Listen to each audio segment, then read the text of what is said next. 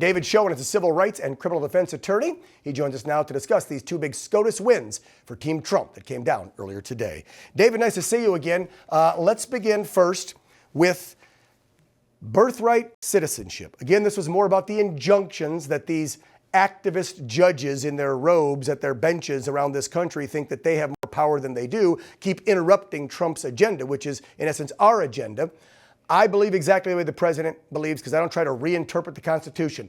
We all know that the 14th was put in place about, 3 years after the Emancipation Proclamation. They wanted to put it in with it, but they thought in 1865, that won't get approved. Wait a few years. It was clearly for the children of slaves. But over the last how many decades, 100 and some years, we've allowed millions of people just to walk in illegally and have their kids and then our system pay for it. Trump's trying to get it back to what it was supposed to be. You're an attorney. You know the Constitution. Is the president right?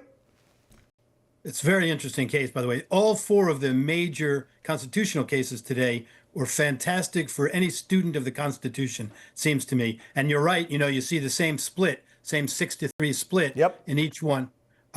In this case, it's very interesting. So the background is, of course, as I'm sure your viewers know, President issued an executive order that said you don't get birthright citizenship automatically by being born in this country if the mother was unlawfully in this country or was temporarily in this country and the father is not a citizen. Very, limited situation. I think most people appeals to their common sense. Yeah. The court said they're not going to decide that question. It's not before them now. Remember, they heard this on a hurried basis. But what they did say is, and this is a big issue for many litigators around the country, that this idea of universal injunctions just doesn't have support in our constitutional history. They went back, it's a fascinating decision. They went back to England around the time of 1789 when the Judiciary Act was passed. It gives our federal courts the authority that they have. They said there was no such thing back then. And so what that means is they said the key to the case, it seems to me, they said there's a difference between complete relief, which any plaintiff is entitled to if the merits warrant it in a case,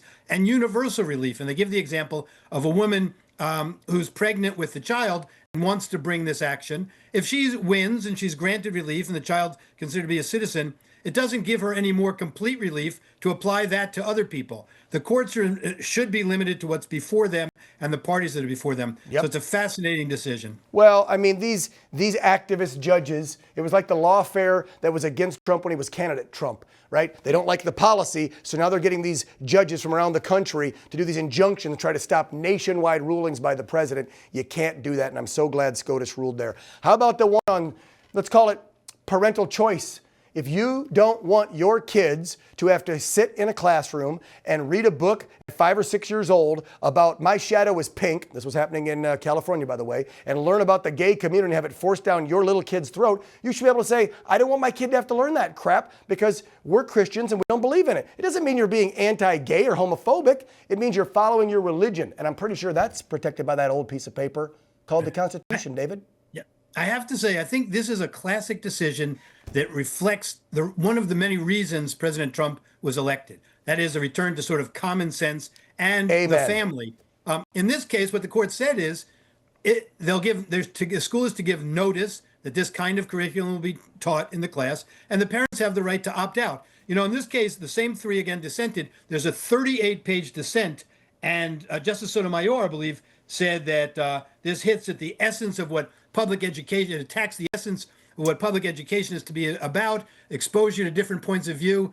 I wonder if that's going to come back to bite her if a Christian group suggests that people shouldn't be able to be denied the right to have public prayer in school. Thank you. Because it's just another view. Yes, please. Can you bring that case before her? I would love to see her have to eat her own words. Eat a little crow. Because remember, she's the one who couldn't tell us what a woman is either during her confirmation hearing. Great point. Okay, I'm out of time, but I got to just throw these last two decisions that David mentioned. The Supreme Court now allowing states to block Medicaid funding for Planned Parenthood, and they also upheld the Texas law aimed at blocking minors from porn sites. So 4 big decisions. David, I got less than 30 left. I'll give you the final word, sir. Well, the porn case, it's very hard to understand the dissent.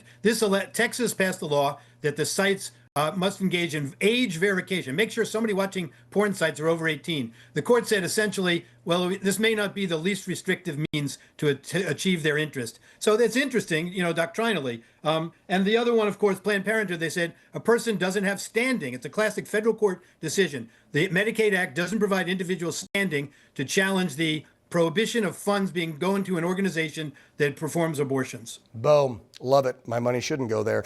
David, as always, we appreciate your intellect, your insight, and your expertise. Now go enjoy your weekend, sir. God bless you for coming on. Thank you very much. You too.